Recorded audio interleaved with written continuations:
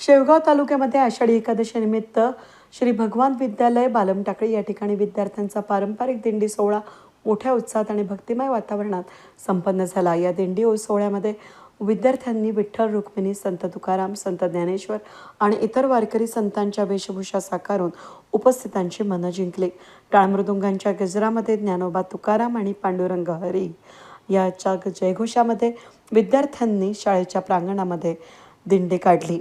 आकर्षक वेशभूषा, अभंग गायन आणि वारकरी परंपरेचं दर्शन घडवणाऱ्या या उपक्रमाचं सर्वांनी कौतुक केलं। यावेळी विद्यालयाचे मुख्याध्यापक, शिक्षक, शिक्षकेतर कर्मचारी, पालक आणि ग्रामस्थ मोठ्या संख्येनं उपस्थित होते। विद्यार्थ्यांमध्ये भक्ती, संस्कार, सामाजिक ऐक्य आणि भारतीय संस्कृतीबद्दल आदर निर्माण व्हावा या उद्देशाने या दिंडी सोहळ्याचं आयोजन करण्यात आलं। कार्यक्रमाच्या यशस्वी आयोजनासाठी विद्यालयातील सर्व शिक्षक आणि कर्मचाऱ्यांनी परिश्रम घेतले। शेवटी सर्व उपस्थितांनी विद्यार्थ्यांचं कौतुक करत आषाढी एकादशीच्या शुभेच्छा दिल्या।